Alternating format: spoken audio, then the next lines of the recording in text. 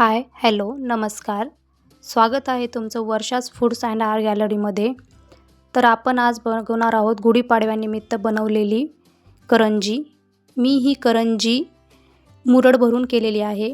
मुरड भरलेली करंजी तर सगळ्यांनाच आवडते, पण मुरड भरता येत नाही. तर आपण आज खूप सोप्या पद्धतीने मुरड कशी भरायची ते या व्हिडिओमध्ये आपण बघणार आहोत. सगळ्यात पहिले आपण सारण तयार करून घ्यायचे. सारण तयार करण्यासाठी मी इथे 1 चमचा तूप घालून त्यामध्ये 1 वाटी रवा घालून छान प्रकारे असा मिक्स करून भाजून घेणार आहे. खमंग असा रव्याचा वास येईपर्यंत भाजून घ्यायचा.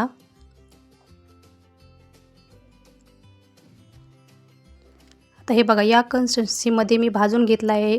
ते मी एका भांड्यामध्ये काढून घेतलेलं आहे. आता त्याच कढईमध्ये परत मी 1 चमचा तूप घालून त्यामध्ये आवडीनुसार ड्रायफ्रूट घालून घेतलेले आहेत आणि ते सुद्धा मी छान असे तुपात परतून घेणार आहे. ते सुद्धा मी या सारणामध्ये घालणार आहे. आता परत आपण खोबरं घेऊन ते पण छान असं भाजून घ्यायचे. मी इथे तुपात टाकलेलं नाही आहे, कारण ऑलरेडी कढई तुपाची आहे, त्यामुळे त्याच्यामध्येच मी छान असं खोबरं भाजून घेणार आहे.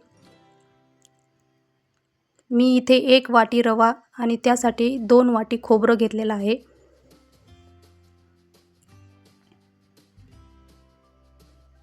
ते सुद्धा आपण भाजून घेऊन काढून घेऊयात. आता यामध्ये मी जायफळ आणि वेलची पूड घालून घेणार आहे आणि त्याला छान असं मिक्स करून घेणार.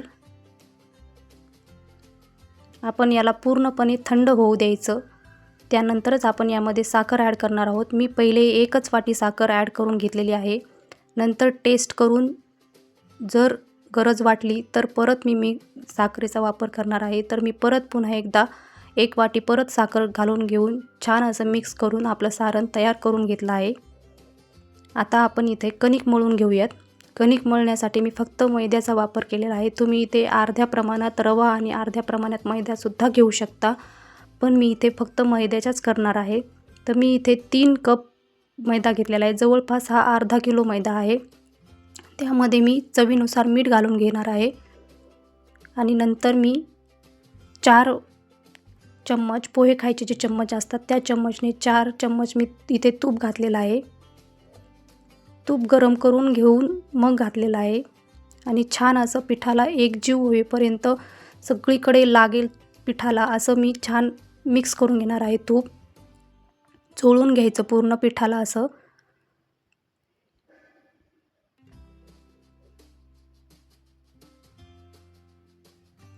हे बघा, या पद्धतीने. आणि आता आपण थोडं थोडं पाणी घालून कणिक तयार करून घेऊयात. अगदी घट्टही नाही आणि एकदम पातळही नाही, असं मीडियम, जशी आपण पुरीला कणिक मळतो तशी कणिक मळून घ्यायची. कारण घट्ट केलं तर कडक होते करंजी आणि फुटण्याची शक्यता असते, आणि पातळ केलं तर एकदम वात्रट करंजी तयार होऊ शकते. त्यामुळे कणिक मळणंसुद्धा तेवढंच महत्त्वाचं आहे. आणि परत मी इथं 1 चम्मच तूप घेऊन छान हाताला स्प्रेड करून परत एकदा कणिक एकजीव करून घेणार आहे. या पद्धतीने.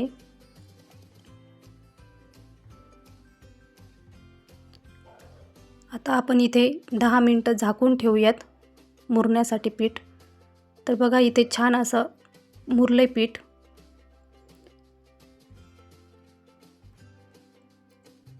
तर मी छान असं याला चोळून घेऊन याचे गोळे करून घेणार आहे. पोळपाटावर छान असं त्याला चोळून घेणार आहे.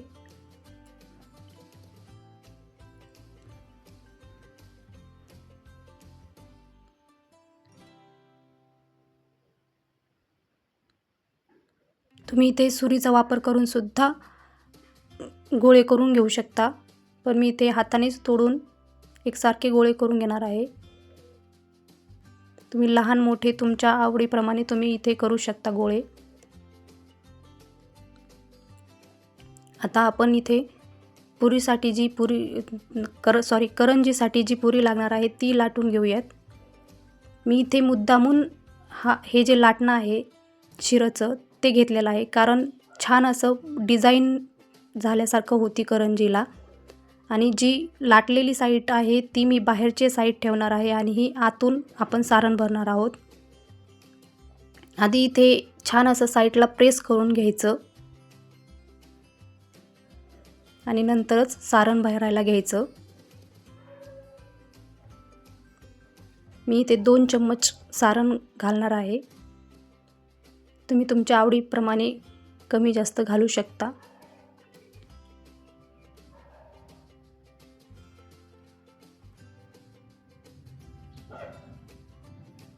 या पद्धतीने प्रेस करून घ्यायचं पूर्ण करंजीला.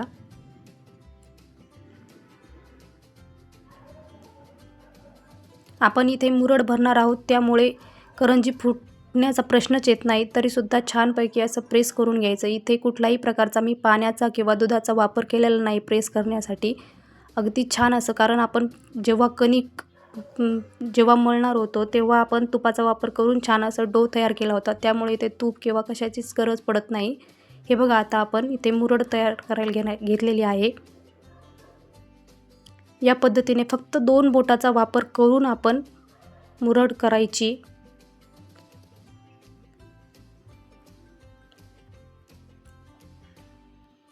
तुम्ही बघू शकता किती छान आपली मुरड आलेली आहे.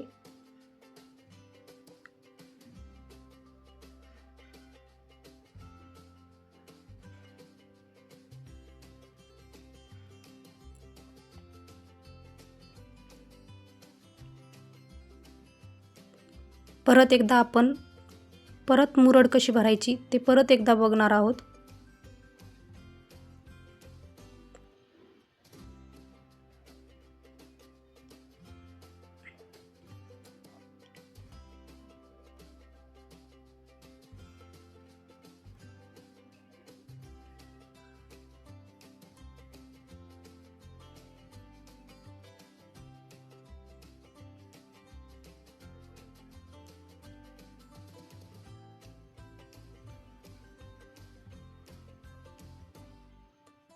फक्त 2 बोटाचा वापर करून आपण मुरड भरणार आहोत. हे बघा, हलक्या हाताने तिरकं फक्त प्रेस करत यायचे. बाकी काहीही अवघड नाही आहे मुरड भरायला. त्या 2 बोटामध्ये जेवढी कणिक बसेल तेवढे फक्त तिरकं प्रेस करत यायचं. आपली मुरड तयार होते.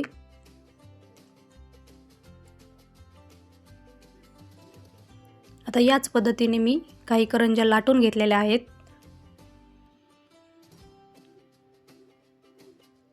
छोट्या ते मोठ्या साईजमध्ये मी लाटून घेतलेल्या आहेत, करून घेतलेल्या आहेत तयार. आता आपण इथे तळायला घेतले आहेत. तळताना सुरुवातीला एकदम लो गॅसवर तळायचे आहेत, कारण फुल गॅसवर जर तळले आपण तर त्या आतून कच्च्या आणि सुरुवातीलाच एकदम लाल कलर येतो, त्यामुळे त्या छान अशा ठिसूर येत नाहीत. सुरुवातीला एकदम लो गॅसवर तळायच्या आणि नंतर लो टू मीडियम गॅसवर पूर्ण करंजी लालसर होईपर्यंत तळून घ्यायची. तुम्ही बघू शकता किती छान असा पांढरा शुभ्र कलर आलेला आहे. पण मी इथे थोडी लालसर होईपर्यंत तळणार आहे, कारण लालसर झालेली करंजी ही खायला खूप खमंग लागते.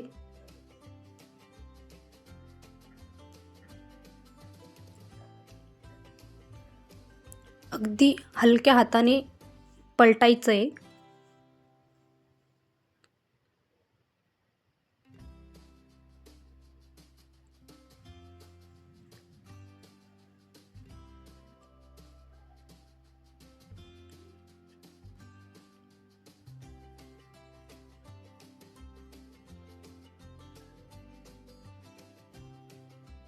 चला तर मग तुम्ही बघू शकता इथे तयार आहे आपली मुरड घालून केलेली. हे बघा, बघू शकता तुम्ही. व्हिडिओ आवडला असल्यास लाईक, शेअर, सबस्क्राईब करायला विसरू नका. आपली मुरड भरलेली आणि या गुढीपाडव्याला नक्की ट्राय करून बघा. नक्की ट्राय करा. Thank you for watching. व्हिडिओ आवडल्यास